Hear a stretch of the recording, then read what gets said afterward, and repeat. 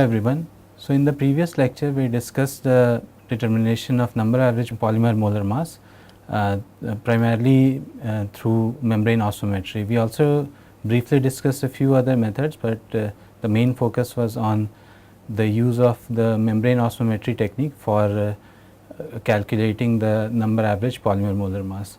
So in the present lecture we will be focusing on a different kind of average molar mass of polymers, which is the weight average molar mass, and we will discuss the experimental technique that is used to measure this weight average molar mass, and that technique is static light scattering. So in the present lecture we will start off with an introduction, and then we will discuss the static light scattering technique.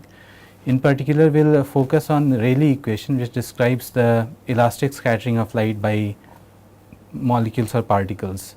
Then we will move on to the scattering of light by dilute solutions of small molecules. So, we will see that when we have liquids, then the Rayleigh equation actually needs to be modified so that the higher concentration of molecules in the liquid is accounted for.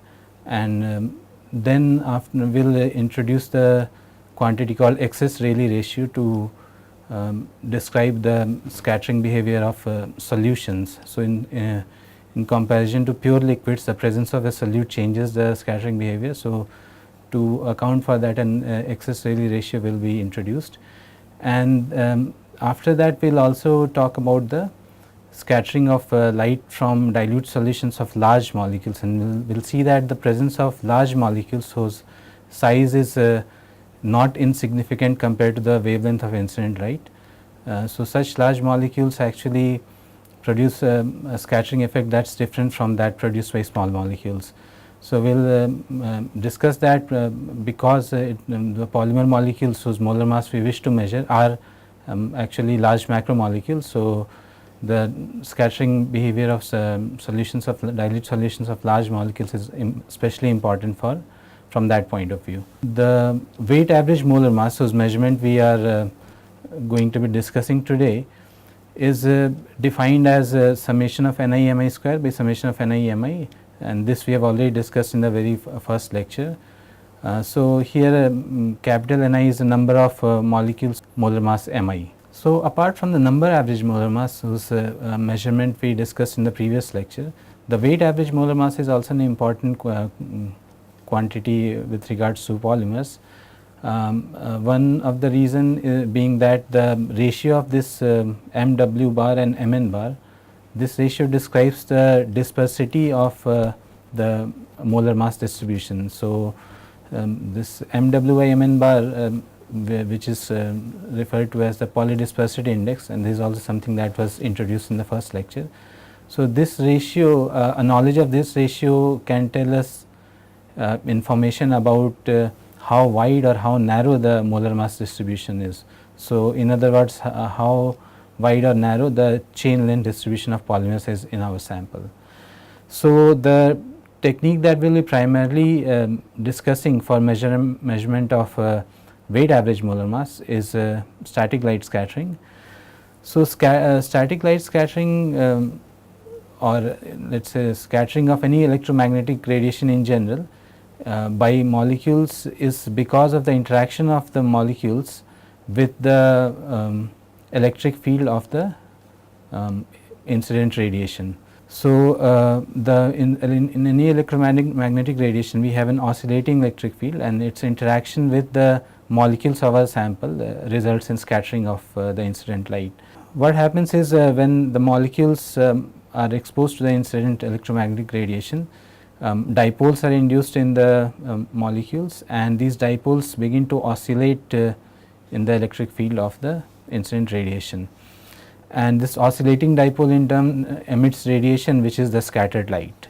So this kind of scattering, these points are valid for the scattering of any electromagnetic radiation, and in our discussion we will focus primarily on light scattering, that is the scattering of visible light, and we will limit ourselves to static light scattering, where the time averaged or the or total intensity of the scattered light is studied, and not the fluctuation in the intensity of scattered light, which comes under the domain of dynamic light scattering. So, when we talk about light scattering, there can be two types of scattering that are possible. One is where there is no change in energy between the incident and the scattered radiation, and that is referred to as elastic scattering. So, elastic scattering is also known as Rayleigh scattering. So, it is Rayleigh scattering that we will be focusing on in our discussion today. So, Rayleigh scattering or elastic scattering, as we discussed, does not involve any energy change, and because of that the scattered light has the same wavelength and frequency as the incident light.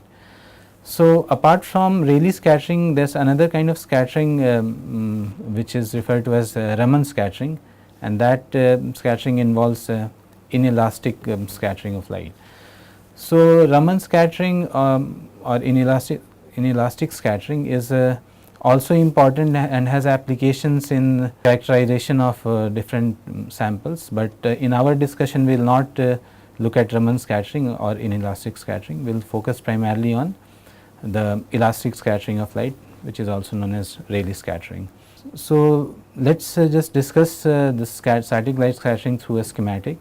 So, let us say we have a sample in sample holder which is shown here, and we have an incident beam that falls on the sample, and the intensity of the incident beam is, let us say, I naught. So, once the sample is exposed to incident light, it will scatter that incident light in different directions. So, let us say for any direction given by this angle theta, which is the angle between the incident beam and the scattered beam. So, for any direction theta, let us say the intensity of the scattered beam is I theta, which is being detected by some detector, and this intensity of the scattered beam I theta is being measured at a distance r from the sample. So, the I theta is the intensity of the scattered beam, which makes an angle theta with the incident beam direction, and which is being measured at a distance r from the sample. Based on this schematic, the Rayleigh equation, which is the equation for elastic scattering from a single molecule or particle. So, this Rayleigh equation is given by this expression here. So, this equation gives the expression for the intensity of scattered radiation or scattered light at an angle theta and measured at a distance r from the point of scattering. So, this equation, as we discussed, is valid when scattering takes place from a single molecular particle. What we mean to say here is that the equation is valid when the size of the scattering center, which will be a molecule of the sample. So, the size of this scattering center is much smaller than the wavelength of the incident light. So, only then this equation is valid. So, when we say that the size of molecules which are scattering the radiation is much smaller than the incident wavelength, then the scattering points are referred to as point scatterers. So, the molecules are referred to as point scatterers, which means that compared to the incident radiation's wavelength, they just act as points from which scattering takes place. So, the size of the molecule is not of importance, provided the molecular size is sufficiently smaller than the wavelength of the incident light. In the expression that we have written here, this alpha is referred to as the polarizability of the molecule. So, it is the tendency of the molecule to become polarized, or basically the tendency of a dipole to get induced in the molecule in the presence of the electric field of the electromagnetic radiation. And the lambda here, as we discussed, is the wavelength of the incident monochromatic light. So, the incident beam in this case is monochromatic, which means that it consists of light having only a single wavelength. So, we know that the typical visible light that we encounter every day is composed of radiation having a range of wavelengths. So, but in static light scattering, the incident light that is used should be monochromatic, in the sense that it should have a single wavelength. So, typically laser sources are used because they are highly monochromatic and contain radiation of pretty much a single wavelength. So, the Rayleigh equation that we have written here again describes the scattering from a single molecule or particle, where the molecular size is much smaller than the wavelength of the incident radiation. So, this is the scattering from a single isolated molecule. Now, let us see what happens if we, instead of an isolated molecule, scattering takes place from a collection of such molecules, but the density of molecules is corresponds to a dilute gas. So, if we have a dilute scattering from a dilute gas, where let us say n gas molecules are present in a volume V. In that case, the Rayleigh equation gets modified to the form that shown here. The small I theta that we have here, so small I theta is the is referred to as a total intensity of the scattered radiation per unit volume of the dilute gas. So, we are now considering scattering not from a single molecule, but from a dilute collection of molecules. So, n by V here corresponds to the number density of this dilute gas, number density of the molecules in this dilute gas sample. Now, the quantity, the polarizability that we have here, it is usually related to the refractive index of the medium which is scattering the light. So, the polarizability is related to the refractive index using this relation, where this n is the refractive index. So, 4 pi n by V times alpha, where alpha is the polarizability, is equal to n square minus 1, where n is the refractive index of the dilute gas in our case here. Now, this refractive index of the dilute gas again can be written as a function of concentration of this dilute gas. So, we can consider the vacuum as the reference. So, the refractive index of vacuum we all know is 1. So, with reference to vacuum, for a dilute gas, the refractive index n can be written as 1, which is a refractive index of vacuum, plus dn dc, which is what is called a refractive index increment, which is a measure of how the refractive index is changing with concentration, and typically its refractive index increases linearly with concentration. So, this dn dc will be a measure of that. So, this dn dc multiplied by the concentration C, and the concentration that we are talking about here is in terms of mass per unit volume. So, with this expression for the refractive index as a function of concentration, we can first try to calculate the square of this and then substitute that n square here to get an expression for alpha. So, again we are considering a dilute gas, and from the previous expression we can say that n square will just be equal to 1 plus dn dc times C the whole square. And now, since we have a dilute gas where the concentration will be small, so we can expand this term here and just consider these two terms and neglect the term containing C square, because C being small, the C square term will be very small and we can neglect it in comparison to the other terms. So, approximately n square we can write as 1 plus 2 times dn dc times C. Now, substituting this n square in the expression for alpha, or the polarizability, upon doing that, this n square, if we substitute this expression here, then 4 pi n by V alpha, this term becomes equal to 2 times dn dc times C. So, then again rearranging the terms, we can get an expression for alpha in terms of the refractive index increment as well as the concentration of the dilute gas.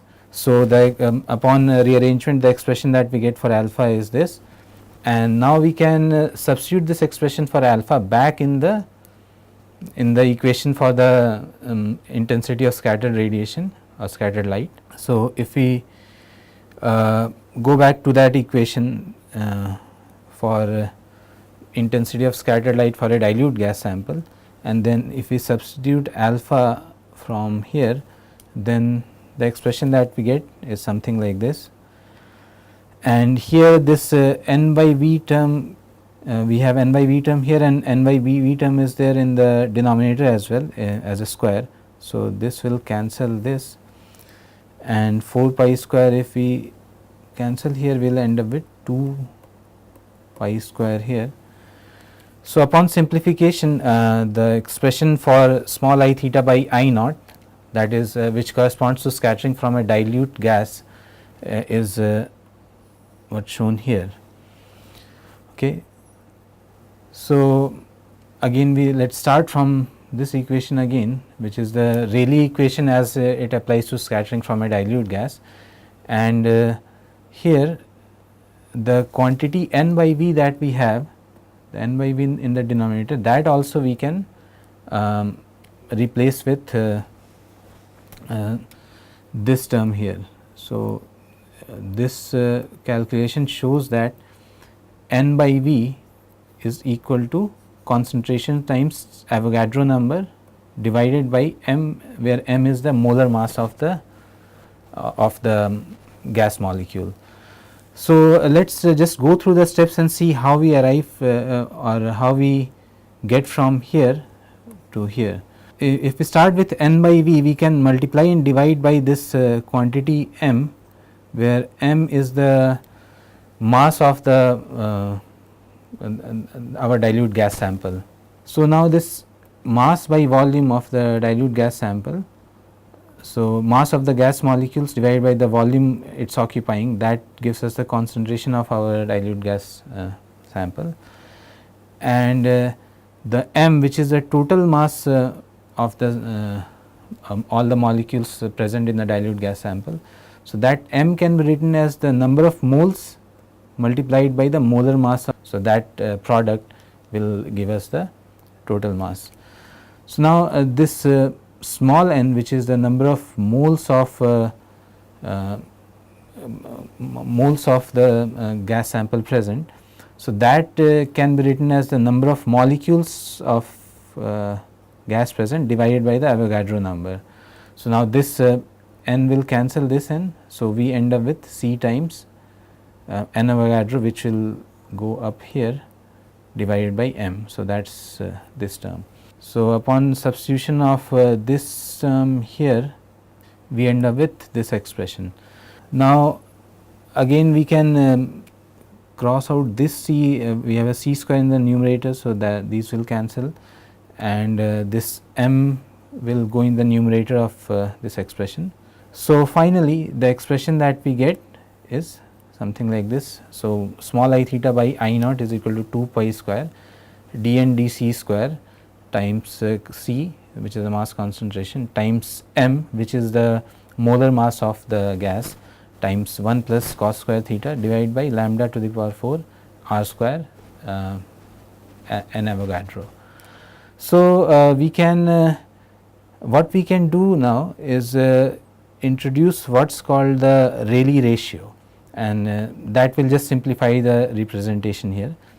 Before we introduce Rayleigh ratio, what we can notice from the expression that we have here is that the scattering envelope is symmetrical. So, when we say scattering envelope, it is just denotes how the quantity I theta changes with theta. Okay. So, variation of the intensity of scattered radiation with theta, that constitutes the scattering envelope, and we see from the expression here that I theta is equal to I of 180 minus theta. So, in this theta dependent term cos square theta, if we replace theta by 180 minus theta, we will get the same value. So, what that implies is that this scattering envelope is symmetrical. And again coming back to the Rayleigh ratio. So, Rayleigh ratio is defined in this fashion. So, it is small I theta r square divided by I naught 1 plus cos square theta, and this if we introduce this quantity Rayleigh ratio in the expression above here, up here, then in terms of the Rayleigh ratio, the Rayleigh equation can be written in this form for scattering from a collection of gas molecules in the dilute limit. So, that is scattering from a dilute gas. We see that Rayleigh ratio is just 2 pi square dn dc square C times m divided by lambda to the power 4 n Avogadro, and the terms containing dependence on theta and r, they are absorbed or contained within this Rayleigh ratio here. Next, let us talk about scattering from a dilute solution. So, when we say dilute solution, we mean a dilute liquid solution. So, in comparison to scattering from a dilute gas sample, for the case of dilute liquid solution, or let us say even for the case of a pure liquid, the density of molecules present will be much higher. The concentration of in liquids is of course much higher than that in an ideal gas. So, because of that, the expression that we just developed for the scattering from a dilute gas sample, that will not apply directly, and we will have to modify that. One change as we move from dilute gas to a liquid solution is that the concentration of molecules present is quite much higher. So, that has to be accounted for. Next, in the liquid phase, the molecules have some degree of order. So, in a dilute gas sample, we can assume the gas molecules to be in a completely disordered state, whereas in the liquid state, the molecules will have some local order. So, at a very small length scale, some local ordering of molecules might be observed. And because of this molecular order, of course, on a long range the liquids also will not show any order, but because of this short range local ordering of molecules in the liquid phase, partial destructive interference of the scattered light is observed, and this destructive interference basically takes place between the light that scattered from different points within our liquid sample. So, these are some features which are different when we consider scattering from a liquid compared to when we consider scattering from an ideal gas. Next, let us consider a very simple model for our liquid sample. So, let us say that we consider the liquid sample to be made up of a lattice of volume elements, where each volume element contains a large number of liquid molecules, but still the dimension of the volume element is still much smaller than the wavelength of the incident light. So, what that means is that within a given volume element, the number of liquid molecules is large enough so that the density of the volume element will approximately correspond to the average density of the entire liquid, although it will fluctuate a bit. But the size of the volume element should also be small enough so that they can still be treated as point scatterers. So, the size of volume element should be much lesser than the wavelength of the incident light. Now, the light scattering, if we consider a pure liquid, if we are not talking about solutions right now, if we consider a pure liquid, then light scattering from pure liquids results because of the fluctuation in density. So, local density fluctuation actually leads to light scattering effect, and of course, on the large scale the density is pretty much uniform, but the local fluctuation of density. So, of all the small volume elements that we are considering inside our liquid sample.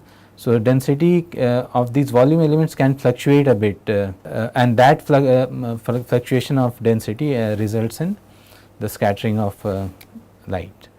So, next now consider what happens when we have a solute present in our liquid. So, we get a solution, and we will focus on the case where the solute is present in very dilute concentrations.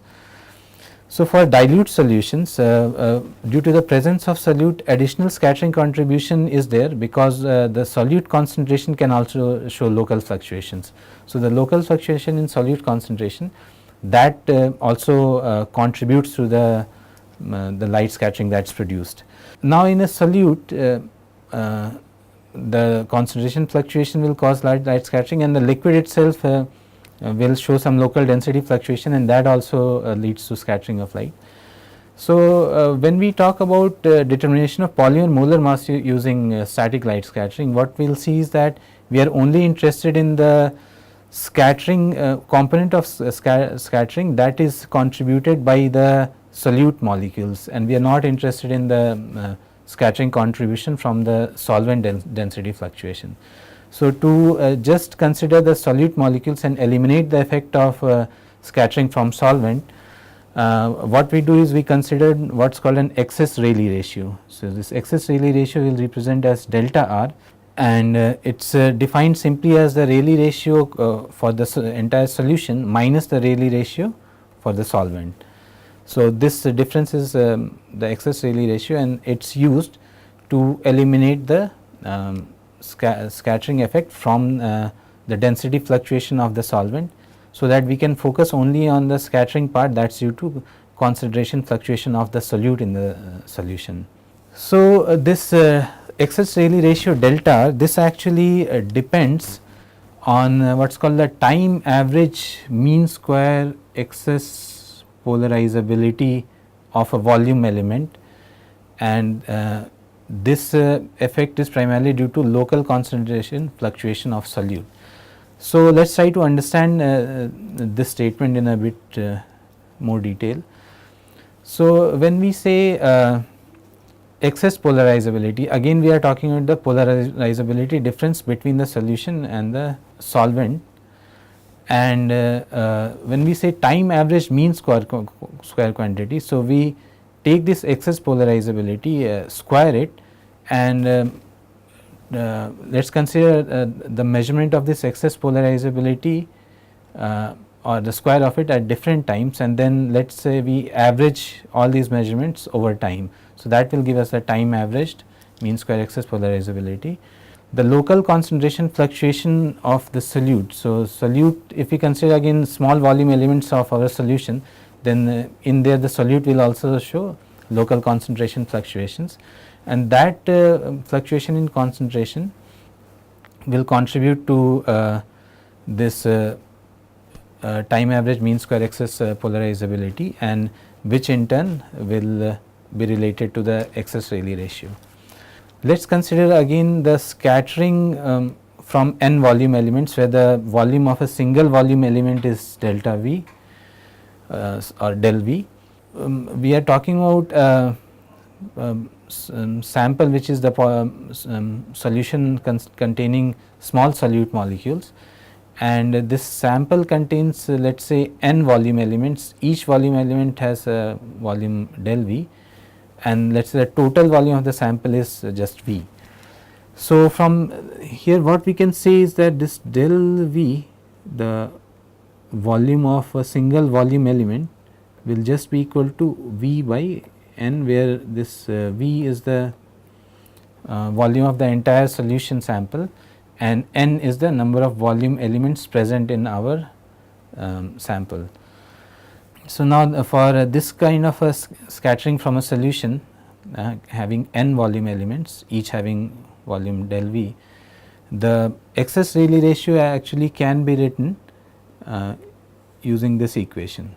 Now, this delta alpha that we have just discussed is excess polarizability, which is the polarizability difference between let us say the solution and the solvent, and the delta alpha that represents the fluctuation in delta alpha, and that fluctuation is due to fluctuation in the concentration of solute, which will represent by del C. So, this del C is the solute concentration fluctuation, and this results in fluctuation in the excess polarizability as well, and the angle brackets here represent the time average. So, because of the solute concentration fluctuation, the excess polarizability will also fluctuate, and if we take the square of that and then time average that quantity, that will give us this term here. So, now again let us try to relate this excess polarizability with refractive index as we did for the dilute gas case. So, now for the solution, using an equation similar to what we had for the dilute gas case, for the solution we can say that the refractive index of the solution n is related to the polarizability using this equation, and similarly for the pure solvent, the refractive index which will represent by n naught is related to the polarizability using through this relation. And we can combine the two and basically subtract the solvent equation from the solution equation, and that will give us an expression for the excess polarizability in terms of the difference in between n square and n naught square, where as we discussed n is the refractive index of solution and n naught is refractive index of the pure solvent. And instead of n by V, we have just written 1 over delta V, which comes from our discussion here. So, now that we have an expression for delta alpha, let us try to see how we can get an expression for the corresponding fluctuation. So, to do that, what we will do is again try to relate this n square and n naught square with corresponding refractive index increment and the concentrations. So, as discussed just now, this n is the refractive index of the solution and n naught is the refractive index of the pure solvent, and these two can be related through the refractive index increment, which we already discussed for the case of dilute gas. So, for the case of dilute gas, the vacuum was considered the reference. Here we can consider the pure solvent as a reference, and then the refractive index of the solution can be related to that of the solvent through a refractive index increment. So, here the solution refractive index is equal to the pure solvent refractive index plus this refractive index increment, which is a measure of how the refractive index of solution is changing as the concentration of solute in the solution changes, and that multiplied by the concentration of the solute in the solvent. Now that we have this, we can again take square of both sides as we did earlier. So, taking the square of both sides, since we are considering dilute solutions only, so when we expand this term, we can neglect the c square term again, and we will just end up with n naught square plus 2 n naught d n d c c being equal to n square. So, now this n square that we have, this we can again substitute back in the expression for delta alpha that we just discussed in the previous slide. So, the expression for delta alpha from the previous slide is this, and if we substitute the expression for n square from here, which is this, in here, then we end up with this term 2 n naught d n d c times c.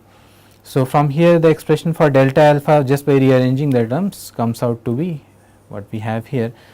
So, we see that in this bracketed term here, all the quantities with respect to fluctuations, all these quantities can be taken to be constant. So, of course, n naught is the solvent refractive index, so that will be a constant.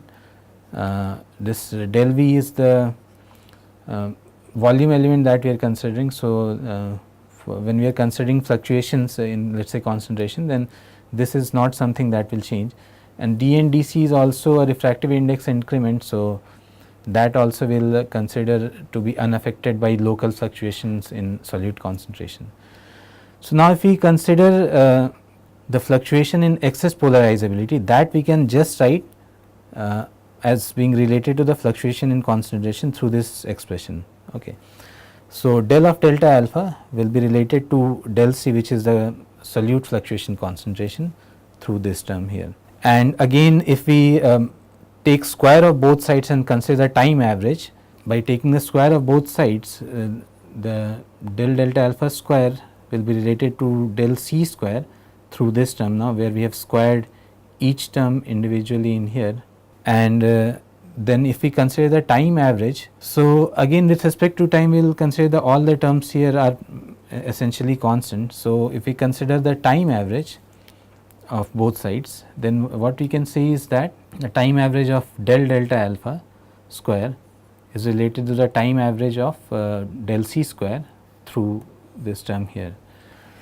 Okay. So, that has given us an expression for the fluctuation in excess polarizability and basically the time average of the square of that. Now, if we consider the expression for excess Rayleigh ratio that we had developed earlier, so that excess Rayleigh ratio expression is this, and here we can substitute the expression that we have obtained for this delta alpha square time averaged. So, upon that substitution, the equation that we get looks something like this. Now, here again we can cancel some terms. So, this 4 pi square and 8 pi to the power 4 we can simplify to get 2 pi square in the numerator. Similarly, this del V will cancel one term here in del V square in the numerator. So, again upon simplification, the expression for excess Rayleigh ratio that we have obtained is given here. And now, all we need to do is obtain an expression for this concentration fluctuation, time average concentration fluctuation, and if we can do that in terms of other known or measurable quantities, then we will have an expression for our excess Rayleigh ratio that actually can be used for determination of molar mass. From fluctuation theories as proposed by Einstein and Smoluchowski, it turns out that this time average mean square concentration fluctuation of solute that is given by this expression here. So, it is RTC divided by del V n Avogadro multiplied by partial derivative of the osmotic pressure of that solution with respect to concentration. So, when we talk say that this we are talking this concentration fluctuation del C, that concentration fluctuation is taking place in this volume element del V. Now, again if we substitute this whole term here in place of this time average mean square concentration fluctuation, then we end up with this equation for our excess Rayleigh ratio corresponding to light scattering from a dilute solution having small solute molecules only. So, we are stressing the fact that the solute molecules are small because we still are considering the volume elements in which these molecules and solid molecules are present to be point scatterers. So, if the solute molecules are very large, that assumption might break down, whatever we have discussed till now might not strictly apply. So, for only for small solute molecules which can still be treated as point scatterers with respect to the wavelength of incident light, for such case the excess Rayleigh ratio will be given by this expression. And now, in this expression we see this term containing partial derivative of the osmotic pressure comes in. So, in the previous lecture when we were talking about determination of Mn bar using membrane osmometry, there we discussed a virial expression for osmotic pressure for a polymer solution. So, such an expression actually can be can be used for the solution of any kind of solute molecule. So, if we just write down the virial equation for a given solution which relates the osmotic pressure divided by concentration to the molar mass and other quantities. So, here the m that we have written is the molar mass of solute. The difference that we see between the equation that we have written here and the equation that we discussed in the previous lecture is that the m here is just the unique molar mass of the solute that we have in the system. While in the previous lecture we were discussing a polymer solution where the polymer chain lengths had a distribution. So, that is why an Mn bar or the number average molar mass was appeared here. But right now in this case we are talking about the light scattering from a dilute solution of a solute which is a small molecule and which has a well defined unique molar mass. So, that is why this molar mass of the solute m appears here. So, now this virial equation again we can rearrange, take this C up in the numerator here and multiply all the terms in here with C. So, we end up with an expression for the osmotic pressure like this, and then we can take the partial derivative of this pi with respect to C. So, doing that we get this expression here, and this is the expression this is the term that appears in the excess Rayleigh ratio. So, this we can substitute back in the equation that we had for excess Rayleigh ratio in the previous slide. So, the excess Rayleigh ratio equation is here and we can substitute this term in place of del pi del C, and doing that gives us the expression that is shown here. So, now what we can do is basically define one more constant. Okay, so, the expression that we have here contains many quantities. So, we can club many of these quantities, especially the quantities that are pretty much constant for a given system and given incident radiation. So, if we club all those quantities which are constants, then we can define a constant called the optical constant, which is k, and this is just equal to 2 pi square n naught square d n d c square by lambda to the power 4 n Avogadro. So, we see that all the quantities appearing in the definition of optical constant like the solvent refractive index or the refractive index increment, these will be constant for a given solution, and of course, lambda will be fixed or a constant for a given incident radiation. So, now if we incorporate this optical constant in the equation for excess Rayleigh ratio, then what we can do is write the excess Rayleigh ratio, that expression, in a more compact form like this. So, here this k which is optical constant, and if we look at the expression here, this k is nothing but a collection of all these terms. So, k times c divided by delta r, that is equal to 1 over m plus 2 a 2 c plus 3 a 3 c square plus higher order terms. So, now if we talk about scattering from large molecules, so till now we have been talking about scattering from a dilute gas where the molecules of course were small and acted as point scatterers, and also scattering from dilute solutions having small solute molecules. So, there also the molecular size was small. So, we could assume scattering to be taking place from a collection of point scatterers. But now if we consider a solution where the solute molecules are large, although the solution is still dilute, so we will limit ourselves to dilute solutions only. But now since the size of the solute molecules is large, the scattering behavior again actually changes, and the discussion that we have had till now has to be modified in order to develop the equation for scattering from large solute molecules. So, when we talk about a polymer solution, there the polymer molecules which are present in the solution, those are typically large molecules, and they will not in general act as point scatterers. So, the polymer chains, the entire polymer chains which are single polymer molecules, their dimensions are quite large as compared to the wavelength of incident radiation, and that is why they cannot in general be treated as point scatterers. So, because of that we will see that some modifications need to be made in the equations that we have developed so far. Now, just as a rule of thumb, if the solute molecules that are present have dimensions comparable to lambda prime divided by 20, where this lambda prime is the wavelength of light in the solution that we have. So, this lambda prime is the lambda divided by n naught.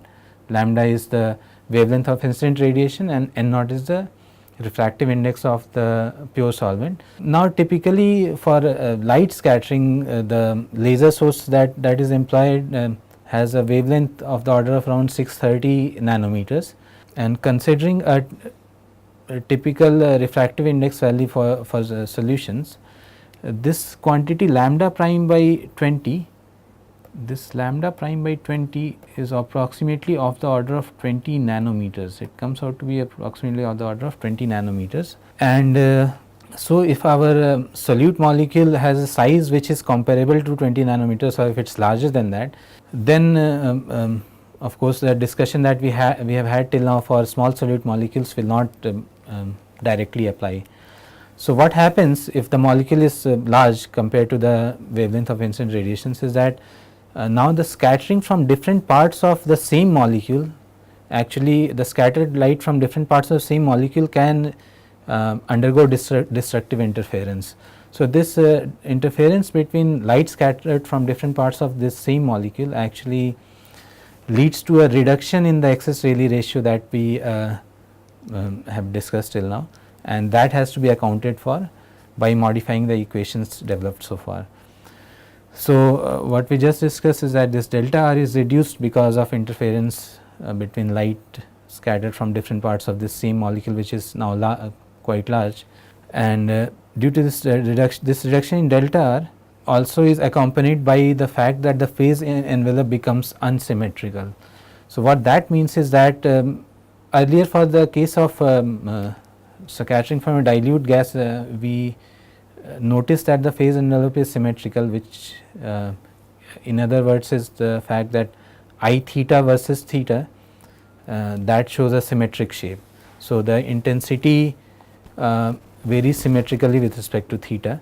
Now, in the case of scattering from large solute molecules, solutions containing large solute molecules, the phase envelope becomes unsymmetrical in the sense that the scattering intensity actually decreases as theta is increased. So, or in other words, scattering intensity increases as theta is decreased, and only at theta equal to 0 the scattering intensity will correspond to what we discussed, what we have already discussed for other cases for the dilute small solute molecule solutions. But for any value of theta other than 0, the scattering intensity is lower, and correspondingly the excess Rayleigh ratio is also lower. So, to account for such effects, another term or another factor called the particle scattering factor is introduced into the equations that we have developed so far. So, let us just take a look at how this particle scattering function is a factor is defined first, and then we will see how it is incorporated in the expression for excess Rayleigh ratio, and from there how we can get the modified equation that applies to scattering from solutions of large solute molecules. So, this particle scattering factor p theta is defined as a ratio of the excess Rayleigh ratio delta r theta divided by the excess Rayleigh ratio delta r theta at theta equal to 0. So, this delta r theta is the excess Rayleigh ratio corresponding to any angle theta at which we are considering the scattered light or scattered radiation, and that is scaled or divided by the excess Rayleigh ratio at theta equal to 0. So, as we just discussed, at theta equal to 0 there is no reduction in the excess Rayleigh ratio, and for any other value of theta, higher values of theta, the excess Rayleigh ratio gets reduced. Okay. So, this p theta or this particle scattering factor is just the ratio between these two, between the Rayleigh ratio at any angle theta and the Rayleigh ratio, excess Rayleigh ratio at theta equal to 0. For large solute molecules, as we have just discussed, this excess Rayleigh ratio is reduced. So, and only at theta equal to 0 it is not reduced. So, this ratio p theta is actually less than unity for large molecules for all values of theta which are not 0. So, for theta equal to 0, it is obvious that p theta will have a value equal to 1. So, from the definition it is obvious, but for other values of theta, p theta will have a value less than 1, and the value of p theta actually increases as theta decreases, and it becomes 1 at theta equal to 0, or in other words again the value of p theta will decrease as theta is increased. Next, let us see how we can incorporate this p theta in the expression that we have developed so far. So, for scattering from solutions containing larger solute molecules, this Kc by delta r theta is equal to 1 over p theta multiplied by this term here. So, earlier for small solute molecules we saw that this term was not present. So, this 1 over p theta term is introduced to account for the presence of large solute molecules and the interference from light scattered from different parts of the same solute molecules. Now, to proceed further, we need an expression for this p theta. Okay. So, p theta, if we know the size shape of the solute molecule, so if we are considering polymer molecules, then if we know whether the polymer molecule exists as a random coil, which is a common configuration, or whether it exists as some elongated rod like morphology or in some other morphology. So, depending on the specific knowledge of the specific shape, the expression for p theta can be obtained, and it is usually available. But in the even without any knowledge about the shape of the solute molecule, one can still basically have an expression for p theta, provided that the scattering angle theta that we are considering is very small. So, it turns out that this p theta or this particle scattering factor becomes independent of the shape of the solute as theta tends to 0. So, for small scattering angles, the shape of the solute is not important. Guinier actually proposed a shape independent expression for this p theta, and that shape independent expression for p theta is shown here. It is p theta equal to 1 minus q square rg square divided by 3. So, here if you recall this rg square inside this angular brackets, this is nothing but the mean square radius of gyration of our solute molecule, which in our case will be polymer molecules. So, mean square radius of gyration of the polymer molecules, and the q here is what is called the scattering wave vector. So, now this expression by Guinier, since we discussed that the shape independence is only valid as theta tends to 0. So, this expression correspondingly is valid only when the product of q times the square root of mean square radius of gyration, when this product is less than or equal to 1, only then this is valid. And the scattering wave vector q that we have here, that is defined as 4 pi n naught sin theta by 2 over lambda. So, scattering vector we see is inversely proportional to the incident wavelength of the light. So, this scattering vector is defined like this, and what we can do is, if you recall in the previous slide, the term 1 over p theta appears. So, this if p theta is defined like this for this condition, then 1 over p theta we can write as approximately 1 plus q square r g square divided by 3. And how this how this is justified is, if we consider the binomial expansion of this term 1 over 1 minus x. So, 1 over 1 minus x we can write as 1 plus x square and so on, and this can be approximated as just 1 plus x if this quantity x is much smaller than 1, so that the higher order terms of x are neglected. So, this is a known standard mathematical identity. So, when this x is much smaller than 1, then 1 over 1 minus x we can write as 1 plus x.